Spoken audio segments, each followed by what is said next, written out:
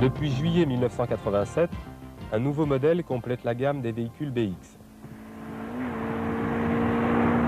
Il se caractérise essentiellement par le montage d'un nouveau groupe motopropulseur 16 soupapes équipé d'un système combiné d'allumage et d'injection d'essence électronique Bosch Motronic.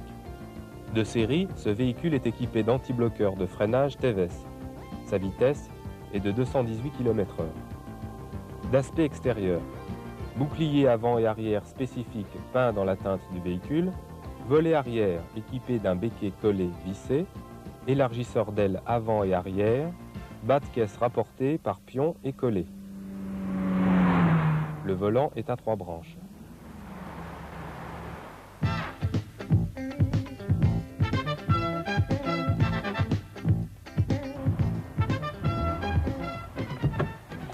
Ah, j'allais oublier une nouveauté qui, nous n'en doutons pas, sera très appréciée.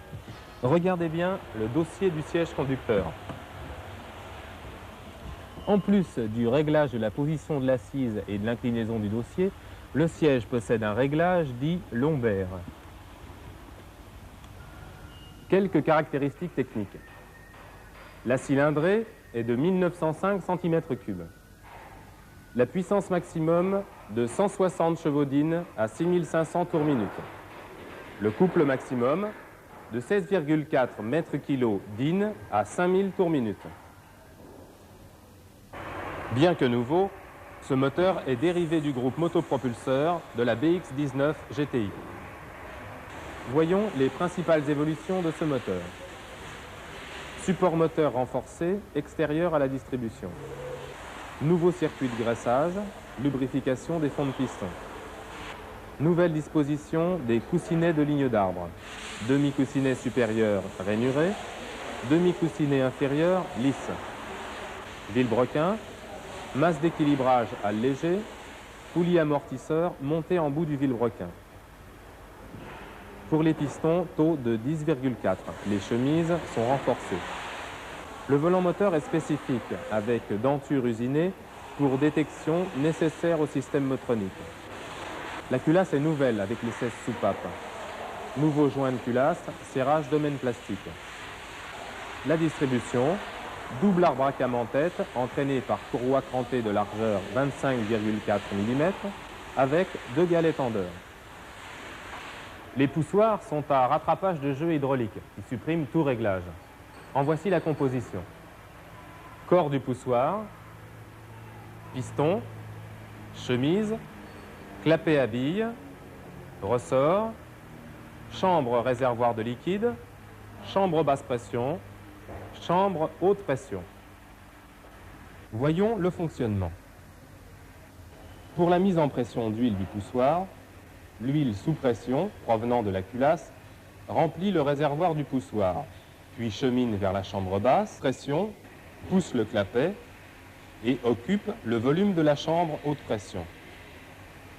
Le ressort maintient en extension l'ensemble chemise-piston. Un appui permanent du poussoir est réalisé entre la came et la queue de soupape. Une légère fuite entre le piston et la chemise permet la purge de l'ensemble. Dès que la came appuie sur le poussoir, le ressort de soupape entraîne par réaction une montée en pression dans la chambre. Le clapet est plaqué sur son siège. Le déplacement de la came est transmis à la soupape. Pour l'embrayage, nous avons une nouvelle commande de butée d'embrayage sur axe. Le mécanisme a un diamètre de 215 au lieu de 200 et une nouvelle friction. La boîte de vitesse est de conception identique à la BX19 GTI, mais avec des rapports spécifiques. Les pneumatiques sont nouveaux, 195-60 VR14 MXV.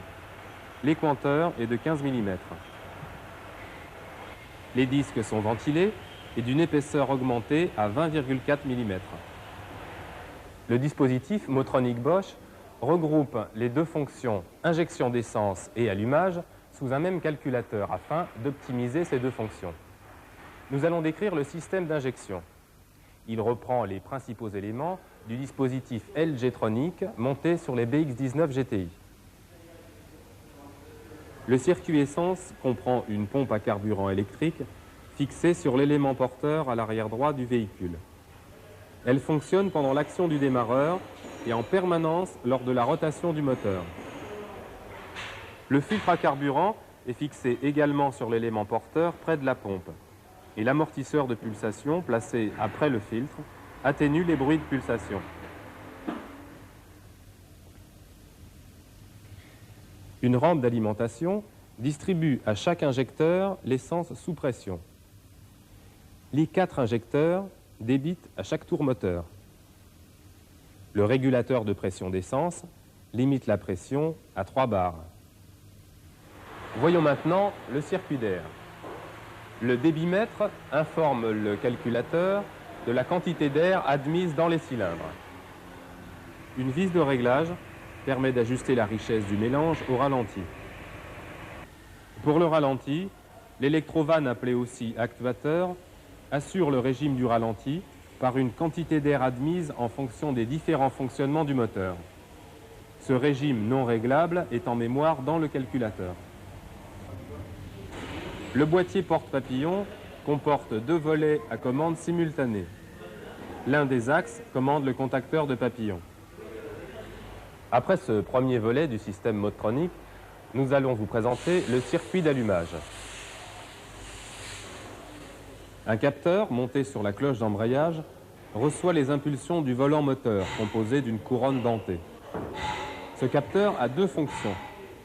Il informe le calculateur du régime de rotation et lui indique la position angulaire du vilebrequin. Une cartographie préalablement enregistrée détermine le point d'allumage. Certains paramètres interviennent dans la correction du point d'allumage. Charge moteur par le débitmètre, température d'eau et d'air par sonde, ralenti par contacteur sur axe de papillon. Le signal allumage est transmis au module transistorisé qui commande la bobine haute tension. Un distributeur monté en bout d'arbre à cam distribue aux bougies le courant haute tension dans l'ordre d'allumage. Ce système très perfectionné ne comporte aucun réglage. Voyons maintenant le circuit électrique. Le calculateur électronique est fixé sous le siège avant droit. Il détermine le temps d'excitation des injecteurs, le point d'allumage, la régulation des ralentis en fonction des informations reçues par les différents détecteurs et il limite le régime de rotation du moteur à 6700 tours minute. Le relais d'injection fixé sur le passage de roue avant droit assure l'alimentation du calculateur et des injecteurs.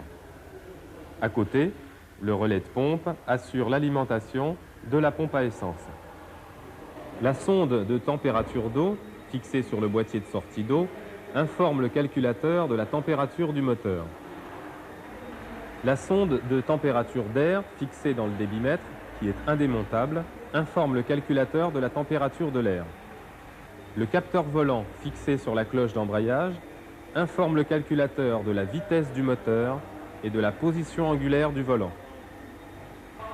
Enfin, le contacteur en bout d'axe de papillon provoque l'appauvrissement du mélange au ralenti, l'enrichissement du moteur en pleine charge, la coupure d'injection en décélération jusqu'à 1500 tours minute. Pour l'entretien et les réglages de ce nouveau moteur, nous allons vous donner quelques conseils. La culasse est serrée dans le domaine plastique. Cette méthode est décrite dans la note technique BX1 numéro 61. Les vis de culasse sont à empreinte Torx. Les arbres à cam sont entraînés par une courroie crantée de 25,4 mm. Le réglage de la tension s'effectue à l'aide de 2 galettes en beurre. Un outillage en cours d'homologation vous sera proposé pour effectuer cette opération. Le montage du dispositif motronique Bosch supprime les réglages de mise au point moteur. Le ralenti de 850 tours minute est déterminé par l'actuateur de ralenti commandé par le calculateur. Par contre, il nous est possible d'ajuster la richesse du mélange au ralenti à l'aide du potentiomètre monté sur le débitmètre. Le réglage est de 0,7 à 1,5%. Pour faciliter la procédure de diagnostic, le calculateur motronique est équipé d'un système autodiagnostique qui mémorise les principaux incidents de fonctionnement moteur qui pourraient intervenir, y compris ceux fugitifs. Le calculateur est équipé de systèmes de sauvegarde afin de répondre à d'éventuelles défaillances d'organes. Deux testeurs permettent, grâce à une prise diagnostique, de lire dans la mémoire du calculateur les incidents sur différents organes. Cet outil qui vous sera diffusé prochainement permet la lecture codée d'éventuels défauts sur système motronique. Branchez le connecteur 2 voies de l'appareil à la prise diagnostique du véhicule. Branchez les câbles plus et moins de l'appareil sur la batterie. Placez le sélecteur vers le bas. Mettre le contact. L'appareil affiche 00. Appuyez sur le bouton vert pendant 3 secondes. L'appareil affiche 12. Début de test. Appuyez sur le bouton vert pendant 3 secondes. L'appareil affiche 14. Code incident. Dans ce cas précis, l'incident concerne la fonction sonde de température d'eau moteur. Appuyez sur le bouton vert pendant 3 secondes. L'appareil affiche 11. Fin de test. Fermez le contact.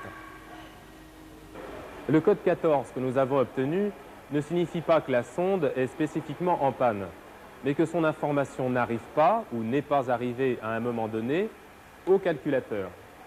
Il existe donc ou il a existé un problème, soit sur cette sonde, soit sur la connectique, ou une discontinuité de faisceau. 5 incidents peuvent s'afficher entre le code 12 et 11. Pour effacer la mémoire, appuyez sur la touche rouge jusqu'à l'apparition sur l'afficheur de EF. Attendre son effacement, l'afficheur montrant 00. En attendant la diffusion de cet appareil, il vous est possible de procéder à la recherche de diagnostic avec un outil déjà en votre possession.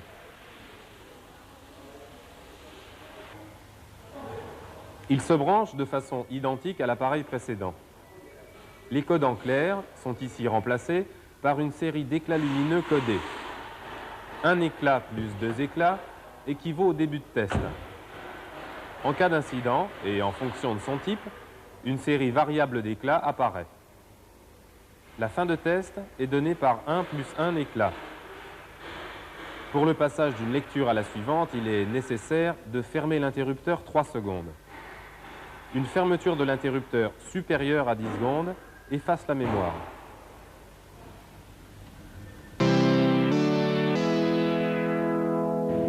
D'une façon générale, avant toute intervention sur le véhicule, il est nécessaire de s'assurer des points suivants. Contrôler les masses du système. Pompe à essence, calculateur, batterie. Contrôle des bonnes connexions des appareils, débitmètre, capteur de régime, calculateur, injecteur. Pour toute recherche de panne, procédez méthodiquement en partant de la fonction réception pour remonter jusqu'à la fonction émission.